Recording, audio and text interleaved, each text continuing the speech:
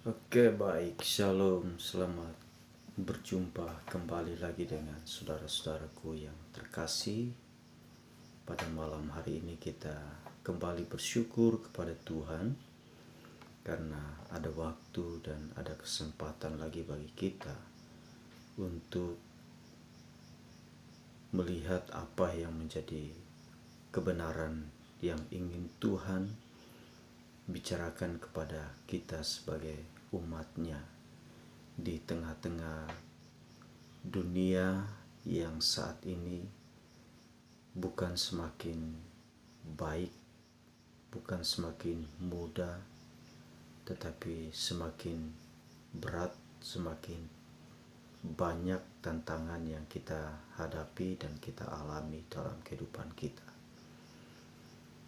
Malam ini saya ingin membawa kita untuk melihat satu bagian kebenaran firman Tuhan yang terambil dari surat Yakobus kepada orang-orang percaya yang ada di perantauan. Di dalam surat Yakobus pasal yang pertama, ayat yang kedua sampai dengan ayat yang ke-8. Perikop yang diberikan oleh Lembaga Alkitab Indonesia di sana adalah berbicara tentang iman dan hikmat. Ayat yang kedua berkata begini, "Saudara-saudaraku, anggaplah sebagai suatu kebahagiaan apabila kamu jatuh ke dalam berbagai-bagai pencobaan. Sebab kamu tahu bahwa ujian terhadap imanmu itu menghasilkan ketekunan. Dan biarkanlah ketekunan itu memperoleh buah yang matang, supaya kamu menjadi sempurna dan utuh dan tak kekurangan suatu pun. Tetapi apabila di antara kamu ada yang kekurangan hikmat, hendaklah ia memintanya kepada Allah, yang memberikan kepada semua orang dengan murah hati dan dengan tidak membangkit-bangkit. Maka hal itu akan diberikan kepadanya. Hendaklah ia memintanya dari dalam iman. Dan sama sekali jangan bimbang. Sebab orang yang bimbang sama dengan gelombang laut yang diombang-ambingkan kian kemari oleh angin. Orang yang demikian janganlah mengira bahwa ia akan menerima sesuatu dari Tuhan.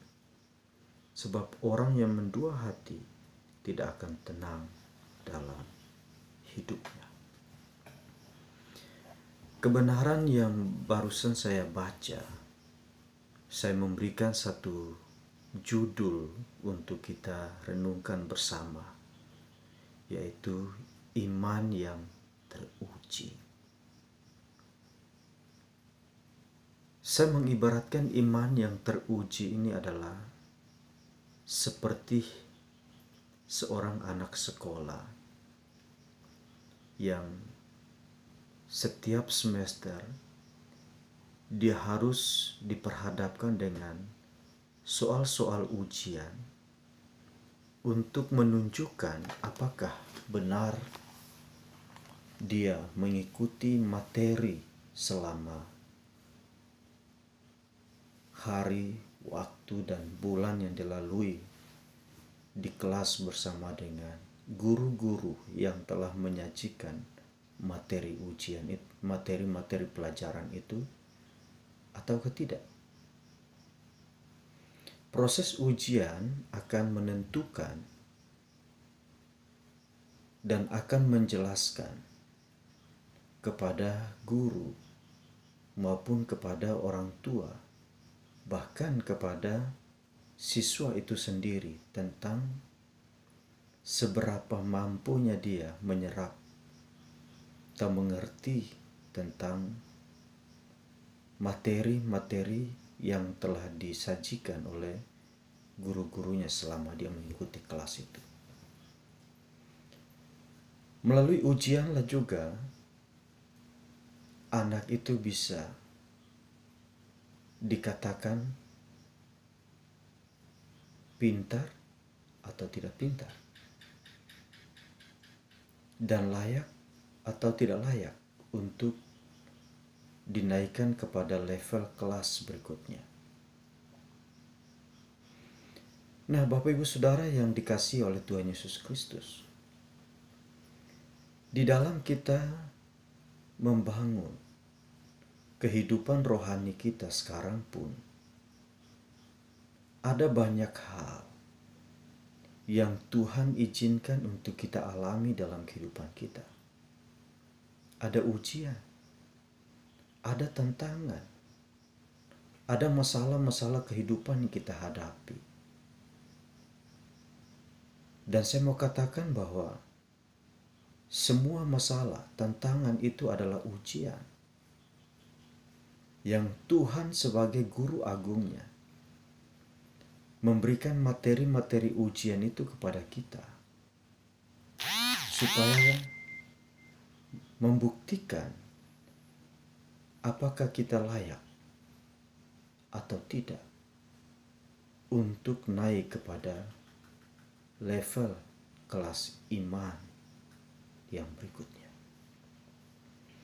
Di ayat yang kedua dia berkata bahwa anggaplah sebagai suatu kebahagiaan apabila engkau jatuh atau kamu jatuh ke dalam berbagai-bagai pencobaan. Anggaplah satu kebahagiaan. Kata anggaplah sebagai satu kebahagiaan ini menunjukkan bahwa hati kita harus rela untuk diperhadapkan dengan ujian-ujian itu.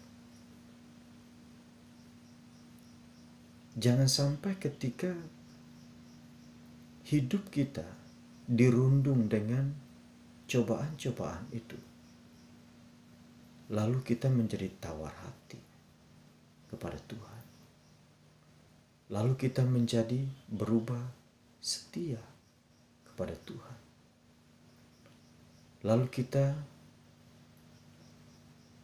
berhenti untuk taat kepada Tuhan. Tetapi anggaplah itu suatu kebahagiaan. Mengapa firman Allah meminta kepada kita agar kita menganggap ujian-ujian yang kita hadapi dalam kehidupan kita adalah sebagai satu kebahagiaan? Tentu Allah pasti punya maksud. Allah pasti punya tujuan bagi iman kita. Sehingga dia izinkan ujian dan tantangan untuk kita alami dalam kehidupan kita. Apabila kita melihat kebenaran firman Tuhan, maka ada 3 hal di sana yang merupakan tujuan Allah mengizinkan kita diperhadapkan dengan ujian dan tantangan. Yang pertama adalah Allah mau supaya iman yang teruji itu menghasilkan ketekunan.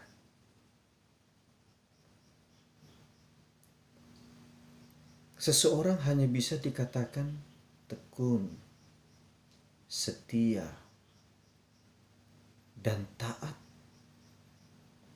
apabila dia telah melewati proses ujian iman itu. Melalui proses itulah yang akan memberikan bukti bahwa layak atau tidaknya kita untuk naik kepada level iman berikutnya. Mereka yang tetap bertekun saat diuji oleh Tuhan melalui tantangan hidup itu, Mereka inilah yang akan menghasilkan buah. Buah ini adalah menjadi hasil dari proses ujian itu. Sehingga kehidupan orang yang bertekun saat dia menghadapi ujian-ujian itu, hidupnya akan memuaskan hati Allah. Hidupnya akan menyenangkan hati Allah. Seperti seorang guru ketika dia melihat anak-anak didiknya mencapai nilai maksimal dari hasil ujian mereka. Tentu sebagai guru yang baik, dia akan memberikan apresiasi kepada anak muridnya yang telah menguasai materi-materi yang disajikan olehnya. Karena dia menunjukkan bahwa dia tidak hanya sekedar melihat, mendengar, mengamati apa yang diajarkan, tetapi dia bertekun untuk berusaha memahami dan mengertinya. Bertekun belajar, bertekun berdisiplin diri dalam mengikuti proses ujian itu. Kemudian tujuan Allah yang kedua melalui ujian-ujian iman yang kita hadapi dan kita alami dalam kehidupan kita adalah Allah ingin supaya iman kita menjadi sempurna. Ya. Allah tidak ingin kita menjadi pribadi yang setengah hati, setengah setia, setengah taat. Tetapi Allah mau agar supaya kita sempurna di dalam ketaatan kita, kesetiaan kita kepadanya. Iman yang kedua ini adalah level iman yang Allah kehendaki melalui proses ujian. Tentu untuk menjadi sempurna di dalam iman kita, kita tidak bisa menghadapinya dengan kekuatan kita sendiri, kemampuan kita sendiri. Tetapi kita akan menjadi pribadi yang terus bergantung, berharap, dan bersandar kepada Allah, agar kita tidak menjadi goyah tatkala ketika kita diperhadapkan dengan ujian-ujian itu, tantangan-tantangan itu. Orang yang ketika diperhadapkan dengan tantangan imannya, dan dia bergantung, berharap hanya kepada Allah saja sebagai sumber kekuatannya, Allah akan menyempurnakan iman orang itu di dalam Kristus Yesus. Jadi jangan mundur, jangan takut, jangan tawar hati. Tatkala ketika engkau semakin dekat dengan Tuhan, semakin taat, semakin setia, lalu ada banyak tantangan datang menghampiri hidupmu. Ada banyak persoalan, masalah datang silih berganti dalam kehidupan. Itu artinya bahwa Allah ingin engkau hanya berharap kepada Dia. hanya bersandar kepada Dia. Sampai saya dan saudara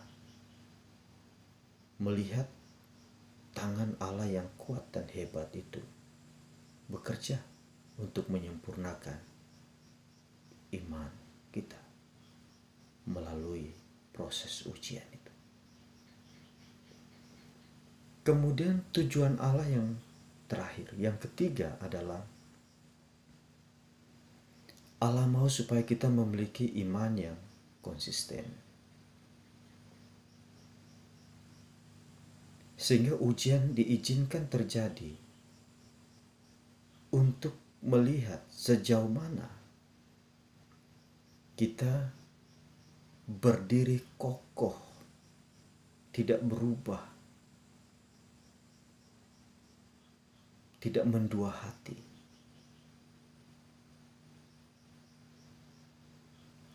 Level iman yang ketiga ini adalah level iman yang membutuhkan komitmen.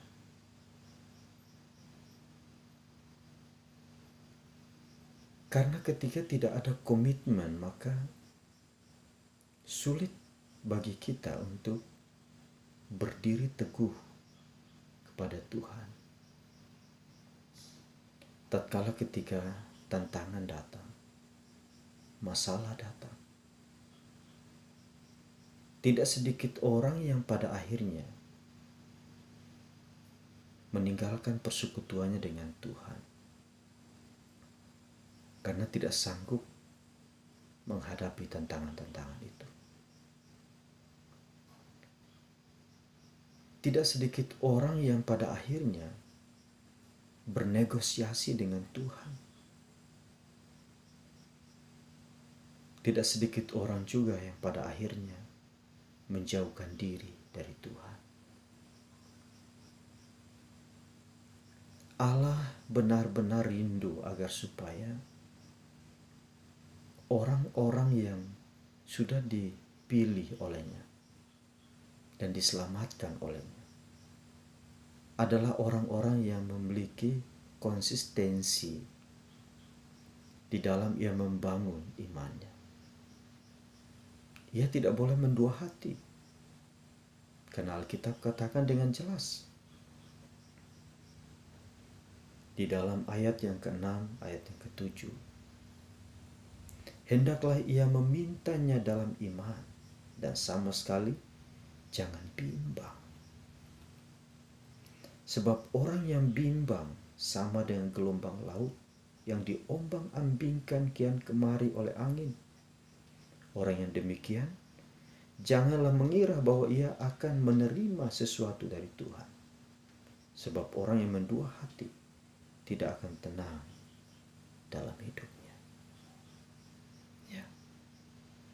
Allah tidak mau kita memiliki percaya kepada Dia, tetapi juga percaya kepada yang lain. Allah tidak mau kita mengaku percaya hanya kepada Dia, tetapi dalam kenyataan kehidupan yang kita jalani, ada hal lain juga yang menjadi andalan kita. Firman Tuhan katakan bahwa orang yang mendua hati, dia tidak akan mendapatkan apapun dalam kehidupan. 3 hal ini adalah tujuan Allah mengizinkan ujian terjadi dalam kehidupan perjalanan iman kita. Yaitu Allah mau melihat ada ketekunan. Allah mau melihat ada kesempurnaan. Allah mau melihat ada konsistensi dalam kita menjalani kehidupan kita bersama dengan Kristus di dalam berbagai tantangan, ujian yang kita hadapi dalam kehidupan kita. Amin.